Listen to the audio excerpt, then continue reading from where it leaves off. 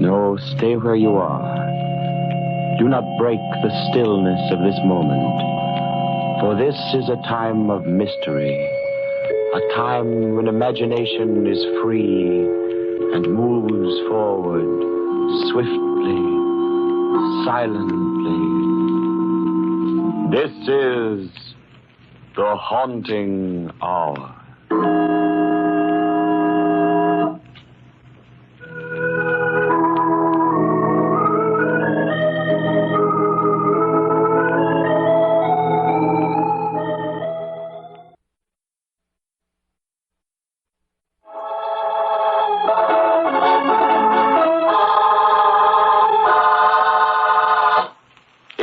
The shoe fits.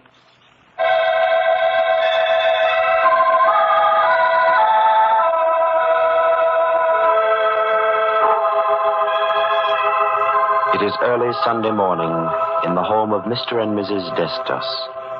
Mr. Destos is dressing hurriedly while his wife prepares breakfast. Suddenly he calls to her. Helena! Helena! Gregory, please do not call like that. Come here to the kitchen. Helena, I cannot find my charm. Did you see it? How many times will I tell you, Gregory? On Sunday morning, people want to sleep a little. They do not want to hear other people screaming. But don't you hear? I have lost my lucky piece, Helena. Oh, you mean the little coin that you brought to America from Greece? Yes. Here are your eggs. Yes, but where is it? Oh, I have not seen it. Perhaps you lost it. No, I must find it. It has brought me all the good luck we have had here, and I can never replace it. It's the only one of its kind. Well, you should not have been so careless. That is the remark of a fool. Never mind with you, I'll find it myself. Gregory, it is the first time since we were married 3 years ago you speak to me like that. Oh, well, forgive me, Helena. I did not mean that. It is just that the little coin means so much to me. And I'm in such a hurry, I don't know what I am saying. Are you going to the shop again this Sunday? No, I must. There is so much to be done. I am making more shoes now than ever before, and it is important that I build up our little business and put away some money in case of need. You will need it for doctor bills, Gregory, if you work like this. Day and night and Sundays as well. The man must have his rest. You know how we say, Helena. Never cross your luck. I am now getting the finest clientele in this city. They cannot wait for the shoes. The orders must be filled, and I work alone. What good is all the money if I never see you? Well, that question you will have to ask Mr. Bollitt. Mr. Bollitt? You mean... Yes, Helena. I mean the richest, most important man in the city. I told you already I was working for his assistant, Mr. McIntyre. Mr. McIntyre, I have found out, is not Mr. Bollitt's assistant, but his bodyguard. Well, so what is the difference? He promised he would get me the business of Mr. Bollitt, and he did. You mean you have seen Mr. Bollitt? Sure, many times. Oh. In fact, I am already making shoes for his whole family. Tell me, Gregory, why does a man like Mr. Bollitt need a bodyguard like Mr. McIntyre? Oh, what do I know, Helena? You know what it is with big, important men. They must be careful. And now I must go. When will you be home, Gregory? I don't know, Helena. We will have to see. Goodbye. Goodbye, Gregory.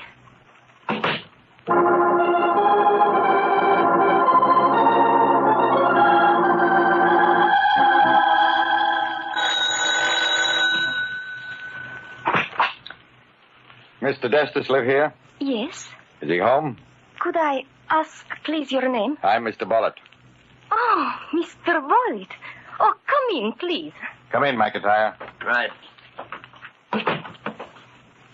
Where's your husband, Mrs. Destos? He is not home. You're lying. I do not lie. Just a minute, McIntyre. Where is your husband, Mrs. Destos? I do not know. I tell you, she's covering up, boss. Let me go through the house. Just a minute. Mrs. Destos, do you recognize this coin? Oh, it It is my husband's good luck piece. But where did you get it? Told you it belonged to him, boss. That's all I want to hear. You know what to do, McIntyre. Don't worry, I'll take care of him. What is wrong? What has my husband done? Don't worry, he won't do it again. And don't forget, McIntyre, if you don't find him before the day's over, there'll be a new man in your place tomorrow. I told you not to worry, boss. I'll be waiting to hear from you. Don't make it too long. We might as well go inside and sit down, Mrs. Destus. What are you going to do? I'm going to wait for your husband. I mean, after he gets here. Well, don't you worry about that. Whatever I do, you should be glad I did it. I do not understand. All right. You want to know what's up? I'll tell you. That husband of yours is a no-good, two-timing double-crosser. Now do you understand? No. He's running around with other women. Gregory? With other women? And that ain't all. If he wants to run around with other women, that's his own business. But when he starts fooling around with the boss's daughter, that's going too far. My husband is going with Mr. Bollitt's daughter? Mm-hmm. An 18-year-old kid. Oh, no, but it is impossible. Gregory works all the time. In the night, in the day. How could he be able to go with anybody? All depends what kind of work he's doing at night. Could be working at having a good time, you know. But he's doing what you say. Why shouldn't he tell me? He's not afraid. Maybe he's not afraid of you, but there's other people. We don't like anybody stepping in where they don't belong. See what I mean? Yes. Nothing is more important to Bollitt than his daughter Marion. There's nothing too good for her. And he didn't set her up like this for some little jerk shoemaker to cash in on everything. But Gregory is my husband. How could he That's just what makes it so tough. You see, whatever he's going to get, he's got it coming to him. But how did you find out all this? And that lucky coin he carries around? Oh. Only this time it ain't so lucky. You knew it was his? Mm-hmm. He showed it to me. Told me there wasn't another one like it in the country. Well, naturally, when Bollitt found it on his daughter's dressing table, it was a dead giveaway. Oh. I see. Now, there's no reason why you should take a beating for this, Mrs. Destus. Certainly ain't your fault. And I ain't getting any kick out of telling you. But for your own good, you might as well know what's happening. Oh, thank you. Where are you going? I do not feel very good. I'm going out in the street for some air.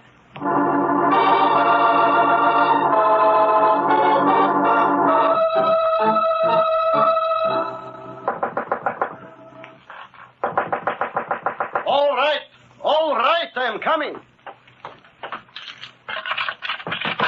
Now, have you no patience to...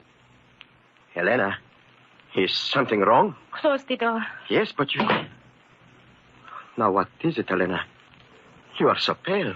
Mr. Bollitt is looking for you. He came to our house. Oh? What did he want? He came with his assistant, Mr. McIntyre. They have found out that you are going out with Mr. Bollitt's daughter. Me? I am going out with... Please, Gregory. There is no need to try and hide it from me any longer. I know. Oh, you are fooling. First, I thought they were fooling. Then they showed me the lucky coin you had lost. Mr. Bollitt's daughter had it. Oh, what you are saying, Helena, is so strange. It does not matter. I have come to warn you. Beyond that, I have no further duty. You had better not come home. Mr. McIntyre is waiting there for you. Mr. McIntyre? Oh, but then I should go to the police. They cannot do such things in America. What would you tell the police? Do you think they would like to hear our married man is going with a single girl? Helena, you do not believe that, do you? Mr. Bollitt is not so much a fool as I. I thought you were working. But, Helena, no, there is nothing for me outside of my work and you. I swear, Helena, I have never even seen the girl. I do not even know what she looks like. Only this morning you told me you were making shoes for all of Mr. Bollitt's family. Yes, that is true. But for the daughter, I have been getting the measurements from an old pair of shoes. Oh. Sure, that is why Mr. Bollitt has been so pleased with my work. He says there is nobody but me who makes custom shoes to fit so perfect by just looking at an old pair. Perhaps it is true. Would you believe them before me, Helena? I do not know. It is something we do not see that is behind this. But that does not matter now. It matters only that you believe me. Oh, we have gone through so much together, Helena. How could you think that I would do such a thing to you? But there is the coin. How did the girl happen to have it? That is what I must find out. And I must get it back. No, Gregory. You cannot do that. You must forget about it. But why? It is mine and it has brought me luck. No, you have not seen the face of Mr. McIntyre. I have seen that kind of face before. I know what he has in his mind. It is not good. But what am I to do, Helena? I cannot go away and leave you. You must, Gregory. You cannot even come home. You must leave right away. Then, when you find a place, you will write to me. And I will follow. How do I know what they will do to you if I leave? Oh, I will be all right. Then, if you say so, I will go, Helena. Listen, here is all the money I have with me. You will go right from here to the railroad station. I did not think that here in America we would have to... Goodbye, my Helena. Hurry. There is not much. Mr. McIntyre. Do not say anything. Just going out for a little walk, huh, Mrs. Destus? Led me right to him. What do you want, Mr. McIntyre? I'll tell you later. Get your hat and coat. No, you cannot take him. No? Maybe this will convince you that I can. You're going to kill him. No, I'm not. Helena. Helena, you must not try to do anything. You cannot fight a revolver. Now you're being smart, Destus. Let's go. Get into that car outside. Goodbye, Helena. Don't worry. Gregory. Oh, my Gregory.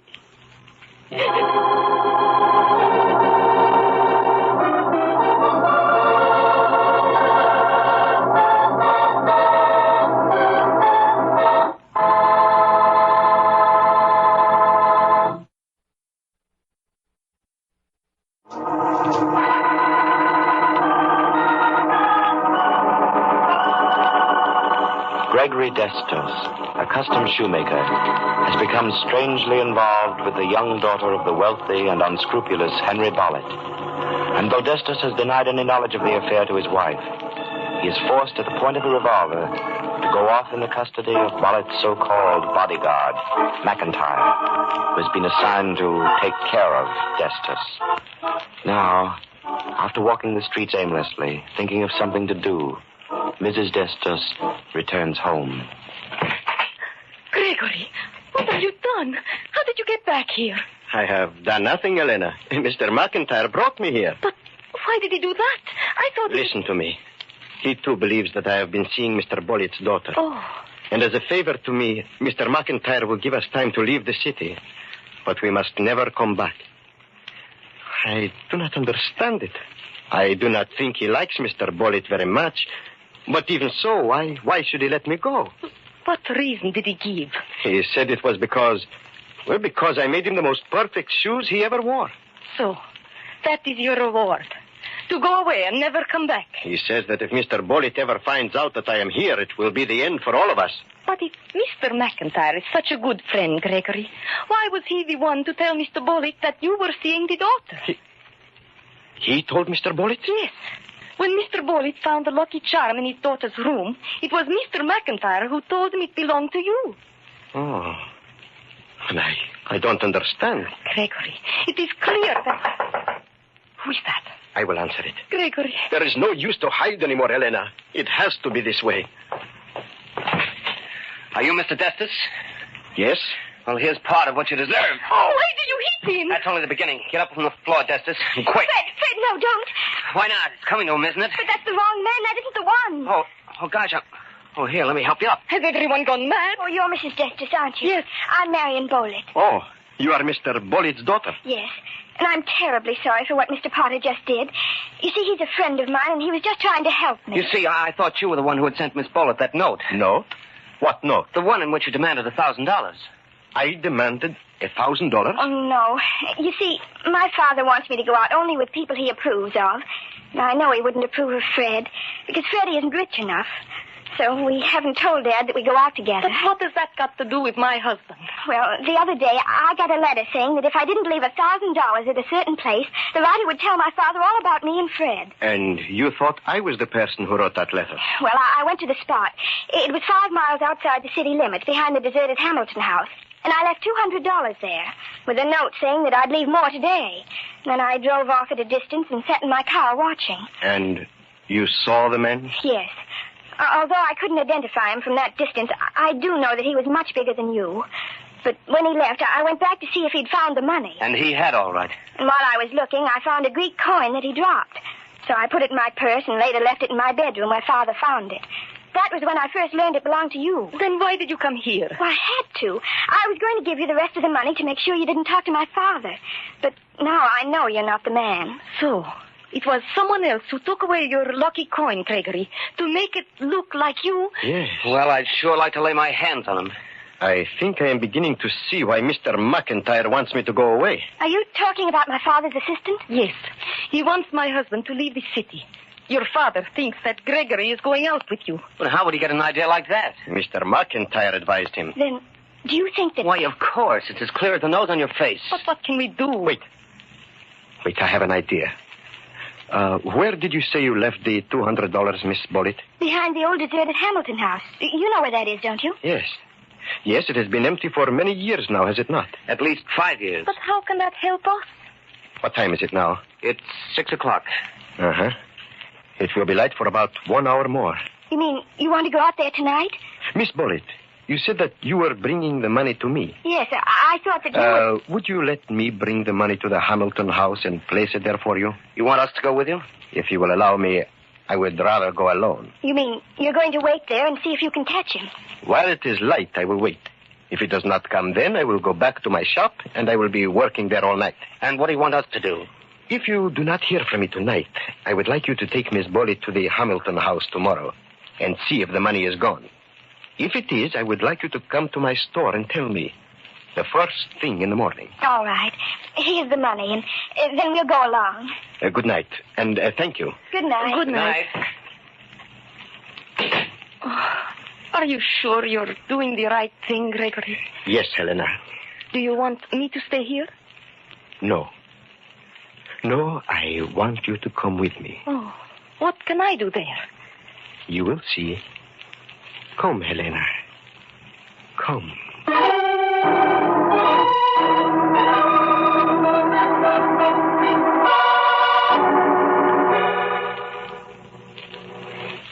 It is darkening quickly, Gregory. Yes, I must work quickly. Here. Here is the place where Miss Bullitt must have put the money last time. Now, we put this in the same place. Yes, so. And now, you stay here, Helena. Here? Are we going to wait for him to come? No. But where are you going, Gregory? There is something I must find. What is it? It must be here. But why must I stay here? Because I do not want you to... Uh-huh. Yes, I found it. The man has left something he didn't know about. Come here, Helena. What have you found? It had to be here. Look, do you see what I mean? Oh, yes, Gregory.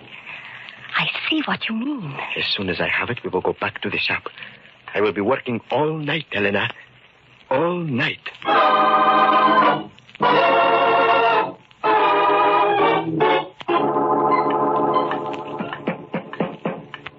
It's 8:30 in the morning, Gregory. Yes. At this time every morning, the shop is already open. Huh? Oh, yes. Yes, Helena, you better unlock the door. Unlock it? But if Mr. McIntyre comes here and finds you, what then? I think now we are ready for Mr. McIntyre, Helena. I hope so. Who is that? Oh, it's Miss Bullitt and the young man. Good. Let them in.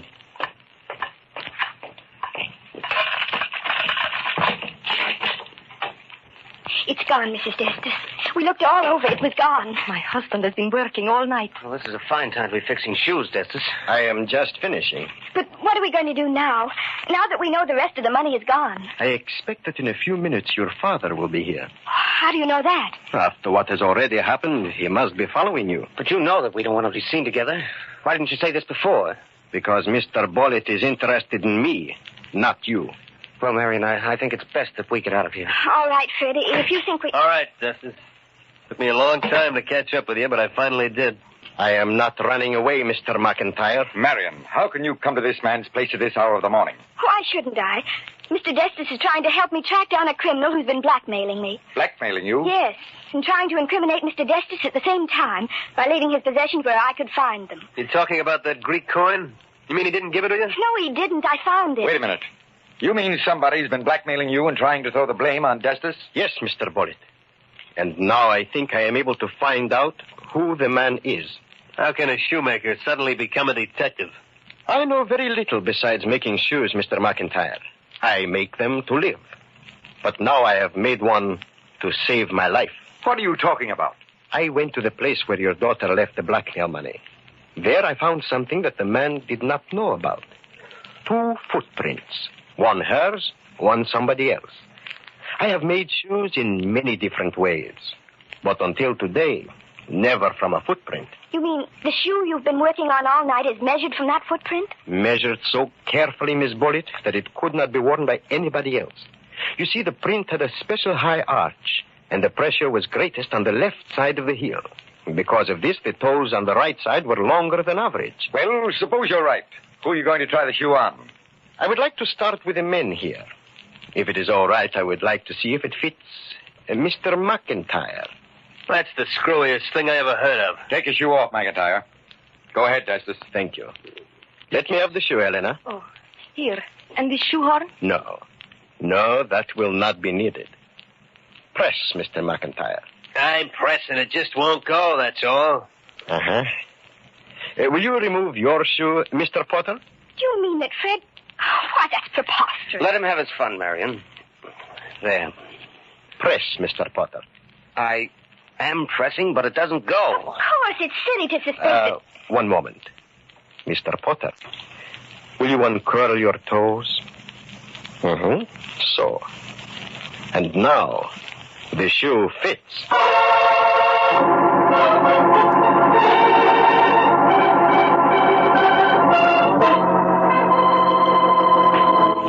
It is amazing how you fashioned that shoe from a simple footprint, Destis.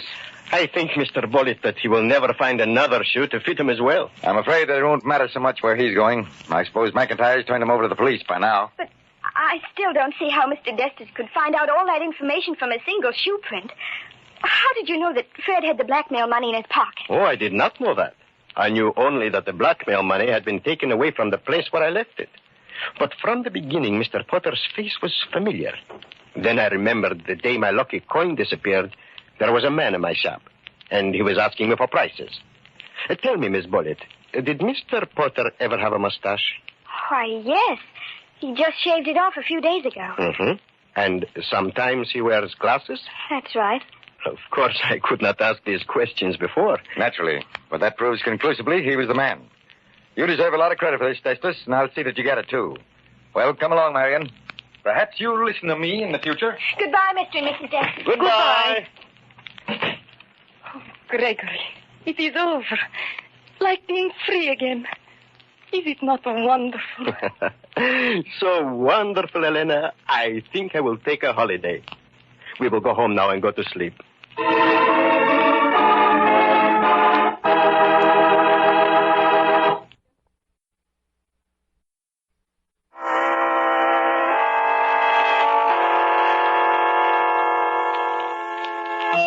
From shadows and stillness, mystery weaves a spell of strangest fascination, charging the mind with doubts and fears. For mystery is a strange companion, a living memory in the haunting hour.